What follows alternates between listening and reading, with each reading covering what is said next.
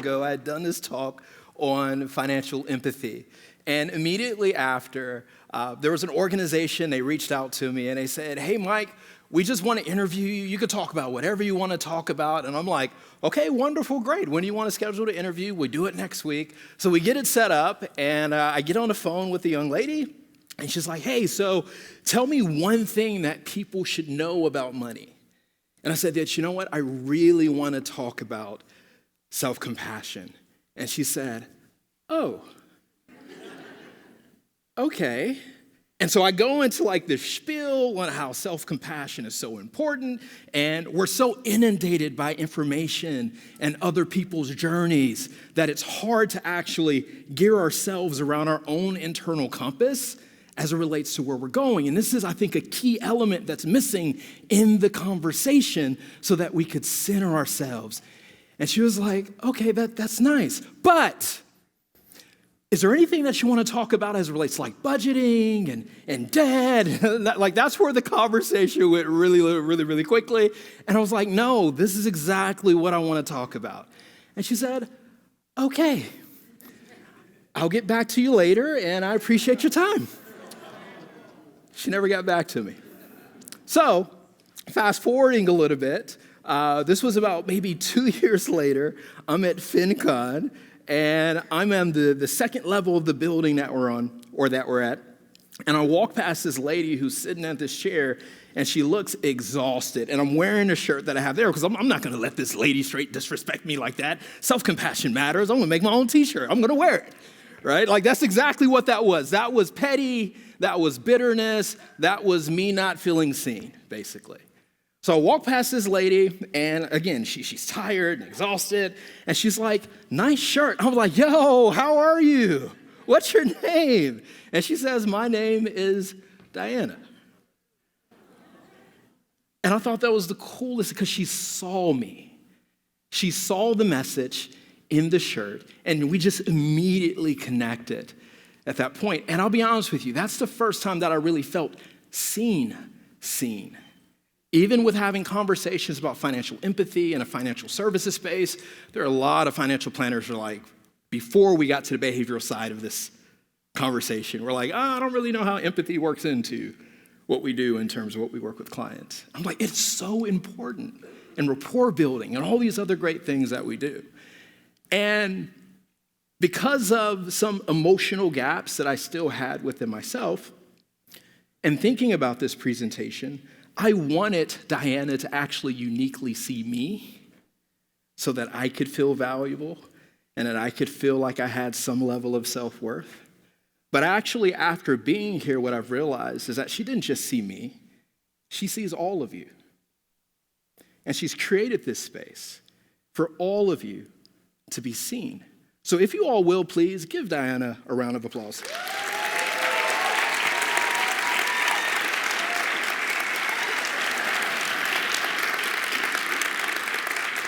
Because if you're anything like me in terms of navigating your financial independence journey, you probably navigate a lot of this around friends and family who don't see you. I'm just like, am I lying?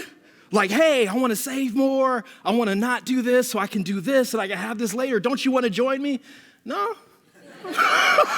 Y'all know where I'm going. It's so easy to feel invisible as we're navigating this space and following our convictions, or trying to follow our convictions and what we think our convictions are. So for instance, I remember the first time that I decided to do it, I did it the same time. I was like, I'm gonna do away with Verizon. I'm gonna get a track phone from Walmart, and I'm cutting my cable. And I remember telling my fraternity brother this. I was like, yo, I'm gonna do this, and when I do this, I'm gonna be able to save this amount of money, and then if the average return on this investment is X, this is what I'm gonna have off into the future, and then I can be, and he was like, bruh, stop, I'm good. I was like, I can't, he was like, I can't do that, man. A track phone? I was like, yo, I tested it out. I'm from Gary, Indiana. I drove all the way from Atlanta to Gary to test it out. I didn't lose coverage once. Still didn't convince him. All right? He was like, nah, I'm good. You tripping. And then I remember a good friend of mine, me living in Atlanta. I was working as an auditor. And he was coming from Indianapolis to come visit me. And he drove up to the apartment where I was staying, and I walk outside because I'm super excited. Like, I'm wanting to show off how I'm living. You know how that goes, especially when you're out of college and you're finally making some money. And he drives up, and he was like, Mike, he gives me a hug. He was like, bruh, you still driving Panda? And that's my 2005 Toyota Camry. And he was like, yeah, I'm still driving Panda. He was like, dog, I know you got it, man. And he's like looking around at where I'm staying. I was like, dude, I know you got it. Why are you still driving this? I was like, it's a dependable vehicle.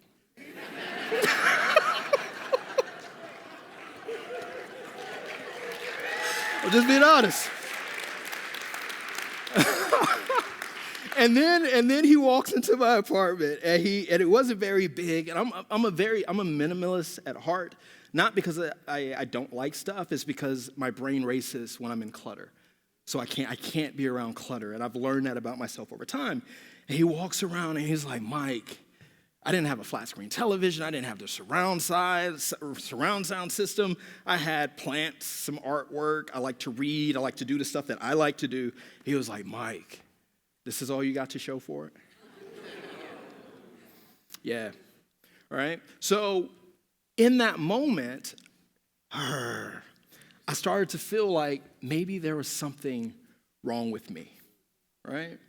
Because in navigating this journey, they, being friends, family, people that I run into, I want to share everything about what I'm doing so that they actually see me, and that me can actually be incorporated into we or us and feel accepted by the community and the tribe from which I came from. I was hoping for empathy because I'm always empathizing with them, right? When they call me, text me secretly, like, yo, I need some help.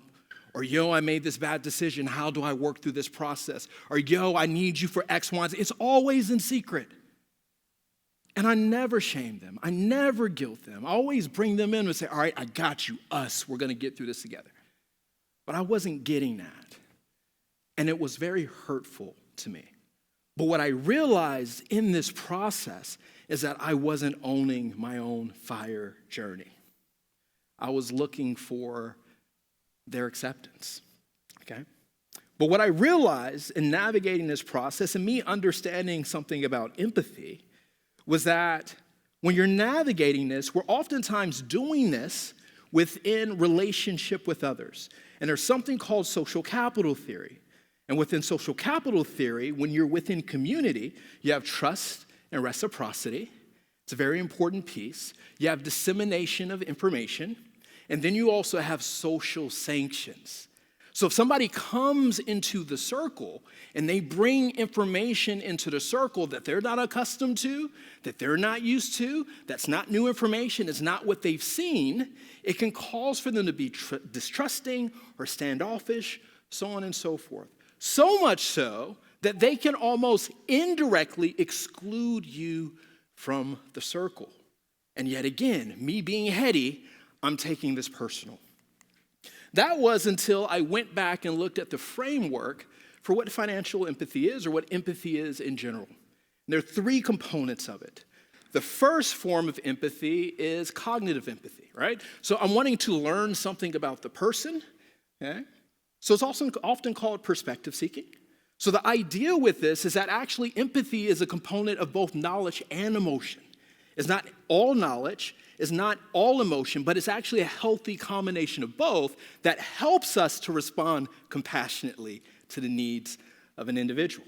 But what happens is as we engage in this process of understanding something about someone, and then we start to feel what they feel, we kind of get stuck in the affective empathy space, which is the emotional piece. Because some of us want to emotionally connect to someone on their journey, but we're afraid to engage in compassion because I know my community. I know where I'm from. And if I align myself with you, if I become us, that means I get pushed out of the system too. And I didn't realize it at that time, but it so beautifully made sense to me later that we're all navigating our own systems. We're all navigating our own complexities. And it wasn't their responsibility to actually see me. because I couldn't see myself. Because that compassion piece, which is the same process of empathy, I was getting stuck in my own journey of wanting to understand something about my own money scripts. And then to actually deal with those emotions, to effectively navigate this journey out of joy. And what I realized, just like them, I lacked courage to actually take that step to orient myself around my own compass. My financial independence journey was rooted in fear and anxiety, had nothing to do with joy. And what I realized was for the people that I was communicating with, the people that were in my circles, they were navigating the same journey as I was. They were afraid that if they took on what I was doing, that they wouldn't be accepted, just like I had jumped out of the circle and say, oh, I'm doing these wonderful things and expecting for everybody to receive me and the joy and the good news about what this is to become, right? And I didn't realize that I stepped out of the circle and I was making people fearful and anxious. And we were creating this loop. This came to a head about actually a couple of years later where I'm going down to Florida. I'm about to present at a conference on the impact that fatherlessness has on financial well-being. And really, really interesting about that study is that what I found was that proximity actually wasn't the major determinant. It was actually connection and meaningful connection. So in other words, you can have a father in a household and he not be connected and you feel incredibly distant from that individual. You can actually have a father outside of the household and they be incredibly connected and you feel the warmth and the security and the care. And I was like, we're getting it wrong in this conversation. Because just because you're there doesn't mean that you're not there. And just because you're not there physically doesn't mean that you're there. Right? So as I'm navigating this process, I'm riding with a good buddy of mine. We're having amazing conversations. It's a beautiful day. We're driving down to Jacksonville, Florida. And then my phone had fallen out of my pocket into the side of the door, so I couldn't get it. And it was on silent like usual. And all of a sudden, my wife calls his phone. And he was like, Mike, Ashley wants to talk to you. I'm like, yo, like, why is my wife calling you, bruh? He was like, I don't know.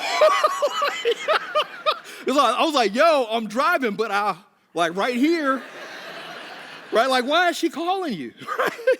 So he was like, all right, I'm just going to hand you the phone. So he hands me the phone, and Ashley's like, I need you to pull over. And like when she said that, I'm like,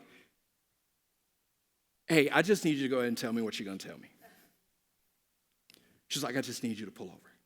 So I pull over, and she was like, I need you to put it in park, take your foot off the gas, take the key out of the ignition. I was like, Ashley?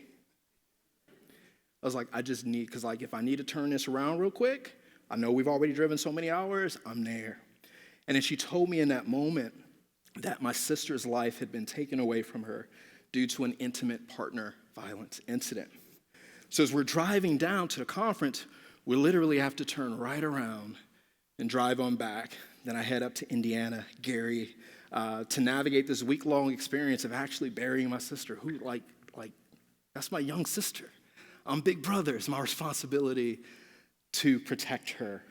And in navigating that process, one of the things that, of course, her passing and the untimely taking of her life really, really, really struck me. But what struck me even more was that I'd missed out on so many precious small moments to be with her while she was alive. Everything was, you know what, T? I'm coming home as soon as I finish the project. You know what, T? I'm not going to go on the family vacation event that you're putting together for everybody because I'm still trying to hit this financial goal. I'm really close to this promotion as soon as I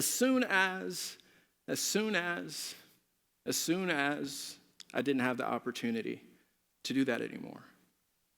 And it was actually at that moment that I realized that cash was ruling everything around me.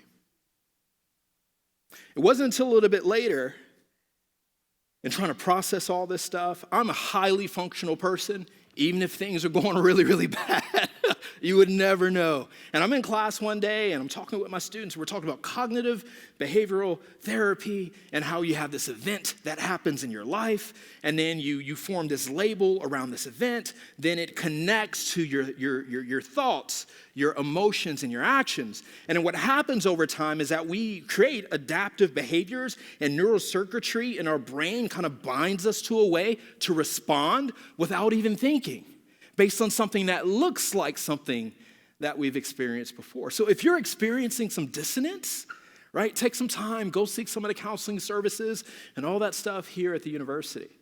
But in that moment, and it just kind of hit me, I was like, I'm being such a hypocrite because I'm stuck. I'm teaching, I'm moving, I'm working towards my financial goals, but I still feel incredibly empty. And that's when I figured that, hey, you know what, it might be time to go seek some professional help. Now, mind you, I'm always on the opposite side of the table. Students, people I serve, are always coming to see me. And like there'd be times when people come and they'd be no shows, and I'm like, yo, what's going on? Right? And they didn't even call, or they would call, and then they would say, I'm not coming, or they would come and just not be engaged. And I was like, I can never understand it until I had to be on the other side of the table, right? I would call the therapist and not show up. No call, no show. I would have days where I was supposed to go to therapy. The sun's out. I'm feeling good. I'm listening to some good tunes. I'm like, you know what? I'm good. I don't need therapy anymore. I'm good. I believe it. I'm good. I'm good. And then I would call and say, hey, I'm not going to come in. I don't think I need your services. I think I've gotten over it. I was the worst possible client ever, quite honestly. And then when I finally did go, right, I was looking for reasons not to be there, right? Was it body language? Did they say something or rub me the wrong way? Because, like, I know that I need to face this thing, but I don't want to face it. And I navigate this process with maybe 3 or 4 until I finally find one. And then after about the second session with her, I just let it all out. It's like, hey, this is what happened with my sister. This is the guilt. This is the survivor's remorse. I'm literally in a depressive state. I'm having dreams every day in the morning, walking through the scene of the crime and trying to figure out how this happened because I couldn't make it make sense. And even while we were together with my family during putting my sister to rest, we were sitting at the dining room table, and of the 10 people who were at the table, 6 of them had lost a child to senseless gun violence, drugs, car accident, whatever it may be. And she looked at me and said, she was like, Michael, you've experienced trauma. And what you've experienced and the way that this is manifesting itself is post-traumatic stress disorder. And I want you to know that what you feel is real. Your experiences are real. But that doesn't have to be how you are bounded for the rest of your life. You can be refined and not defined by this process. And that, like being seen and being validated to say that what I'm experiencing is real, but this doesn't have to be it. And when she said bound and bounded, I started thinking about Herbert Simon, who is one of my favorite researchers from the 70s, and he has this thing called bounded rationality. And I was like, let me go back and look at his information. And with bounded rationality, we're either bounded by time, resources, connection, information, or capacity to express agency. Because when you're a child, you can't really express agency in a household necessarily. Right? So what happened was when my neural circuitry formed and I created these adaptive responses, I was bound by a time point in my life.